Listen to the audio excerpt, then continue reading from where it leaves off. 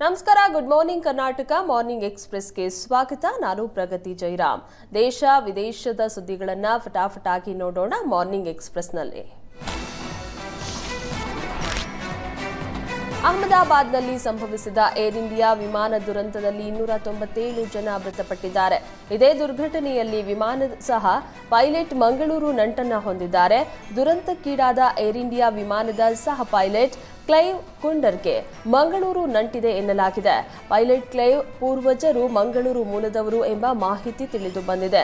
Clive ಕುಂಡರ್ Mangaluru ಮೂಲದ ಕ್ಲಿಫ್ಟರ್ ಕುಂಡರ್ ಪುತ್ರರಾಗಿದ್ದು, ಆದರೆ Clive ಮುಂಬೈನಲ್ಲೇ ಹುಟ್ಟಿ ಬೆಳೆದು ಮುಂಬೈನಲ್ಲೇ ವಾಸವಾಗಿದ್ದಾರೆ.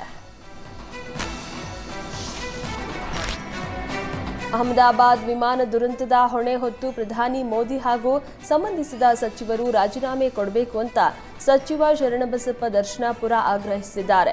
ಹಿಂದೆ ದೇಶದಲ್ಲಿ ರೈಲು ದುರಂತ ಆದಾಗ ಲಾಲ್ ಬಹದ್ದೂರ್ ಶಾಸ್ತ್ರಿ ರಾಜೀನಾಮೆ ಕೊಟ್ಟಿದ್ರು. ಇದೀಗ ವಿಮಾನ ದುರಂತದ ಹೊಣೆ ಹೊತ್ತು ಮೋದಿ ರಾಜೀನಾಮೆಯನ್ನು ನೀಡಬೇಕು. ಈ ದುರಂತದಲ್ಲಿ ಯಾರೇ ಮೃತಪಟ್ಟಿದ್ರು ಅವರೆಲ್ಲರ ಜೀವ ಕೂಡ ಮುಖ್ಯ. ಈ ಘಟನೆ ಹಿನ್ನೆಲೆ ಮೃತರ ಕುಟುಂಬಕ್ಕೆ ಭಗವಂತ ಶಾಂತಿ ನೀಡಲಿ ಅಂತ ಪ್ರಾರ್ಥನೆ ಮಾಡ್ತೀನಿ. ಬಿಜೆಪಿ ನಾಯಕರಂತೆ ಎಲ್ಲದಕ್ಕೂ ರಾಜೀನಾಮೆ ಕೇಳೋಕೆ ನಾವೇನು ಹುಚ್ಚರಲ್ಲ ಅಂತ ದರ್ಶನಾಪುರ್ ಕಿಡಿಕಾರಿದ್ರು. ಅಹಮದಾಬಾದ್ ವಿಮಾನ ದುರಂತದಲ್ಲಿ ದೊಡ್ಡ ಮಟ್ಟದ ಸಾವು ನೋವು ಸಂಭವಿಸಿದ್ದು ಮನಸ್ಸಿಗೆ ನೋವುಂಟಾಗಿದೆ ಅಂತ ವಾಟಾಳ್ ನಾಗರಾಜ್ ಹೇಳಿದ್ರು. ದೇಶ ಪ್ರಗತಿ ಆಗ್ತಾ ಇರುವಾಗ ವಿಮಾನಯಾನ ಹೆಚ್ಚಾಗ್ತಾ ಇದೆ, ಆದರೆ ವಿಮಾನಯಾನಕ್ಕೆ ಬೇಕಾದ ಭದ್ರತೆ ಸಿಗ್ತಾ ಇಲ್ಲ. ಈ ಬಗ್ಗೆ ಕೇಂದ್ರ ಸರ್ಕಾರ ಉನ್ನತ ಮಟ್ಟದ ತನಿಖೆಯನ್ನ ನಡೆಸಬೇಕು. ಈಗಾಗಲೇ ಮೃತಪಟ್ಟವರಿಗೆ 1 ಕೋಟಿ ಪರಿಹಾರ ನೀಡಲಾಗಿದೆ, ಆದರೆ ಇದು ಸಾಲಲ್ಲ. ದುರಂತದಲ್ಲಿ ಮೃತಪಟ್ಟ ಪ್ರತಿಯೊಬ್ಬರಿಗೂ 10 ಕೋಟಿ ಪರಿಹಾರ ಕೊಡಬೇಕು. ದುರಂತದಲ್ಲಿ ಒಬ್ಬ ವ್ಯಕ್ತಿ ಸಾವನ್ನೇ ಗೆದ್ದಿದ್ದಾನೆ, ಬದುಕುಳಿದ ವ್ಯಕ್ತಿಗೆ ಮೃತ್ಯುಂಜಯ ಎಂಬ ಬಿರುದನ್ನ ನೀಡಬೇಕು. ರಾಷ್ಟ್ರಪತಿಗಳು ಬಿರುದು ನೀಡಿ ಆತನಿಗೆ ಪ್ರಶಸ್ತಿಯನ್ನ ನೀಡಿ ಗೌರವಿಸಬೇಕೆಂದು ರಾಮನಗರದಲ್ಲಿ ಕನ್ನಡ ಪರ ಹೋರಾಟಗಾರ ವಾಟಾಳ್ ನಾಗರಾಜ್ ಆಗ್ರಹಿಸಿದರು.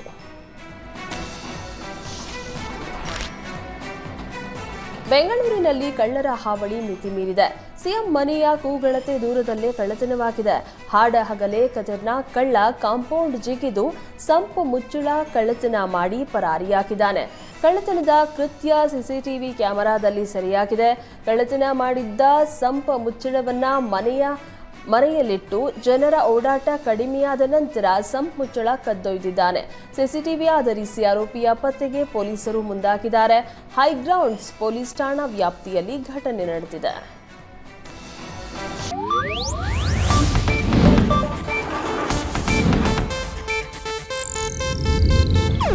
ಇದು ಏಷ್ಯಾನೆಟ್ ನ್ಯೂಸ್ ನೆಟ್ವರ್ಕ್ ಪ್ರಸ್ತುತಿ.